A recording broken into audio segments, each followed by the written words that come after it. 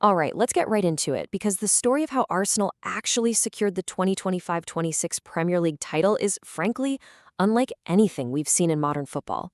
When the final whistle blew to crown them champions, it wasn't just this great sporting victory.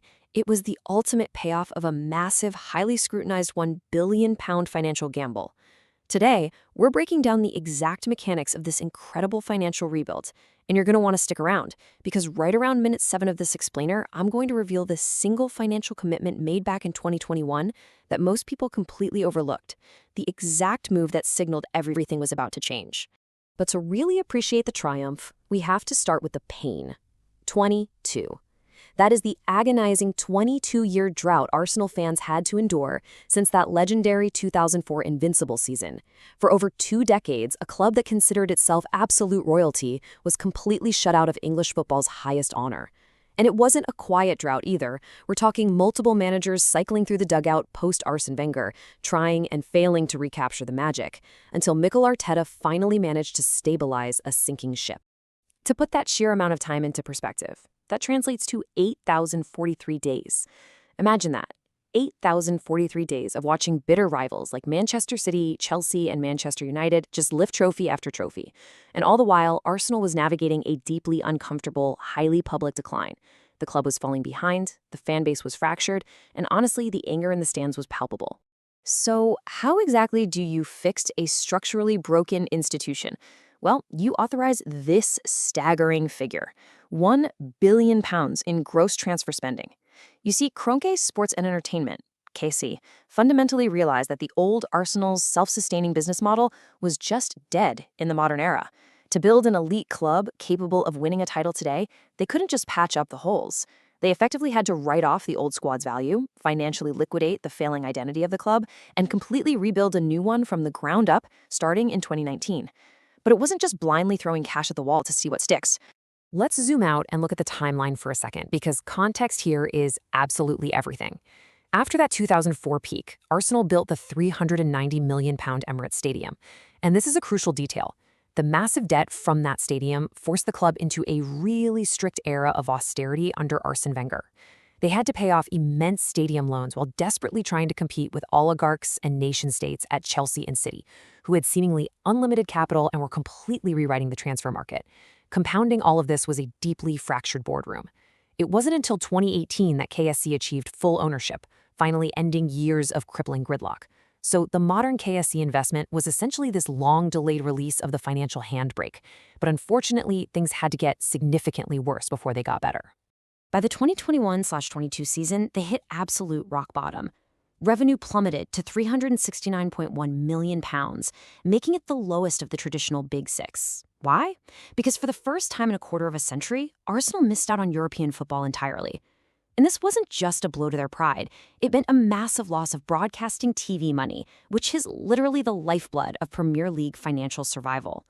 This was the floor, the exact moment where a club either drifts into permanent mediocrity or radically changes course. Now, let's take a look at the net spend comparison over Arteta's tenure. Yes, Arsenal spent heavily to dig themselves out of that hole, sitting at €897 million. But look at who was actually ahead of them. Both Chelsea and Manchester United spent significantly more, yet they fell even further behind on the pitch. While those rivals were burning cash on disjointed, inflated superstar egos that frankly just didn't fit together, Arsenal was targeting highly specific, cohesive profiles. The title was won through the deliberate strategy of the spend, not just the sheer volume of it. And here's where that precise strategy becomes super clear. Look at the age profile of their key acquisitions during this period. Gabriel Magalhaes at 22, Ben White at 23, integrating William Saliba at 21. Even their massive, blockbuster signing of Declan Rice happened when he was just 24, and Kai Havertz at the exact same age. Arsenal wasn't out there buying aging superstars chasing past glory. They were deliberately accumulating appreciating assets all under the age of 25. And the hidden driver making this possible? Locking Mikel Arteta into long-term contract extensions. That provided the vital managerial stability needed to convince these young, highly sought-after talents to actually commit their futures to a massive rebuilding project. So, how does this actually work on the balance sheet? Well, by buying young players and signing them to long contracts, you utilize a financial mechanic called amortization. If you buy a player for £100 million on a 5-year contract, you don't take a £100 million hit right away. you only record a cost of £20 million per year on the books. This highly calculated accounting approach allowed Arsenal to build a world-class squad while perfectly navigating strict profitability and sustainability rules, or PSR. And make no mistake, mastering this is literally a matter of life or death for a club's ambitions today.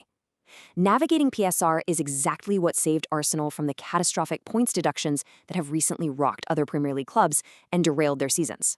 But, you don't just spend £1 billion effectively without a master blueprint. Mikel Arteta implemented a rigorous 5-phase process management plan. And phase 1? It was brutal. A complete cultural reset.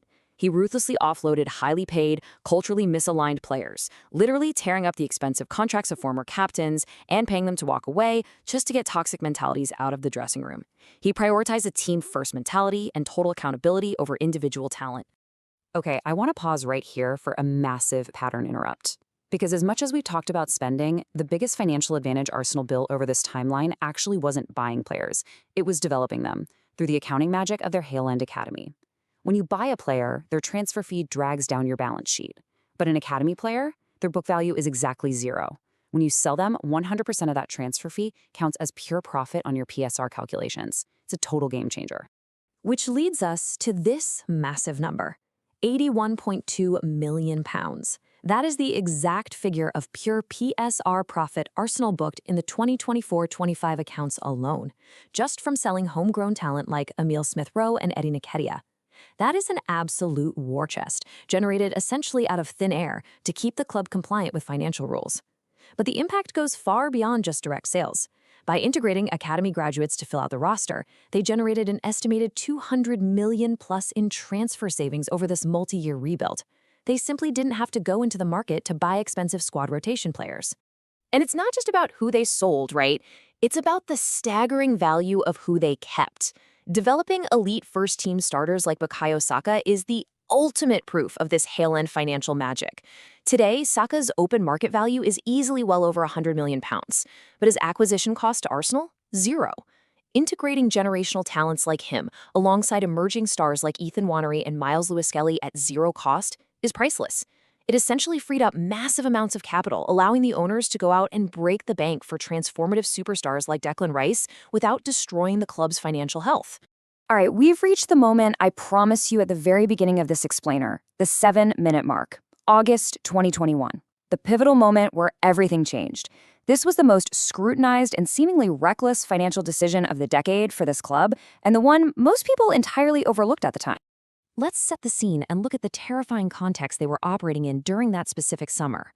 Arsenal had just finished 8th. They had zero European revenue coming in. The entire sport was reeling from a post-COVID matchday revenue collapse. You had pundits on national television actively predicting that Arsenal was going to slide into mid-table mediocrity permanently. Conventional business logic, and frankly, common sense, screams at you to cut costs, lay low, and just try to survive during a crisis of this magnitude. Instead, KSE authorized a jaw-dropping counter-cyclical spend of £145 million in a single summer window. And the key takeaway here, they did not panic buy 30-year-old veterans to try and desperately save the season and appease the angry fans. Nope. They doubled down on their under-23 strategy in the face of immense public pressure. They spent that massive sum on 6 players who were all aged 23 or under, including Martin Odegaard and Ben White. It was a massive statement of total patient commitment to both the manager's vision and the long-term project, right when the club was at its absolute lowest point. And wow, look at how that gamble paid off. This revenue staircase is just incredible. That early investment catalyzed an explosive 87% growth, from the rock-bottom £369.1 million in 2021 all the way to a record-breaking £691 million by the 24-25 season. This surge was driven by a return to the Champions League and deep, lucrative tournament runs. They effectively bought their way back into the elite financial ecosystem. And now, winning the Premier League title unlocks another massive financial tier. It secures the next 3 years of guaranteed, top-seeded Champions League TV and prize money, effectively insulating the club from future financial shocks. And if you want to know the true health of the operation today, look at this. Despite maintaining a massive £346.8 million wage bill, their wage-to-revenue ratio sits perfectly balanced at 50.2%. That is an incredibly healthy and sustainable zone, especially when you compare it to their flailing rivals who have historically choked on massive, unsustainable wage bills, trapping them in endless cycles of debt and underperformance. So, with the title finally secured, what is the next step? Well, they are actively exploring a proposed £500 million investment to expand the Emirates Stadium to over 70,000 seats. Committing £500 million to infrastructure is a massive signal to the global football market that KSC are serious, long-term investors, which finally silences years of intense fan protests against the ownership. Plus, with new Premier League financial rules transitioning to a squad cost ratio system tied directly to revenue, maximizing stadium income is absolutely critical long-term regulatory positioning. A bigger stadium means bigger revenues, which means a higher allowed spending cap on players. It's all connected. Which perfectly aligns with this decisive message from owners Stan and Josh Kroenke: no standing still. Securing the 25-26 title and making a Champions League final appearance against PSG is no longer the finish line for this club. It's the baseline. This quote represents a monumental psychological shift for the entire organization. The standard has permanently shifted from merely competing to expected domination. Which brings us to the ultimate question for you to ponder. Has Arsenal's meticulously sequenced £1 billion rebuild finally broken the Manchester City machine? Or is this just a one-season disruption to the established order? Can Arsenal actually sustain this financial model and build a genuine dynasty? Or is Manchester City still the ultimate benchmark? It's a fascinating debate, and frankly, a masterclass in modern football economics. I'd love to hear your thoughts on this, so let us know in the comments.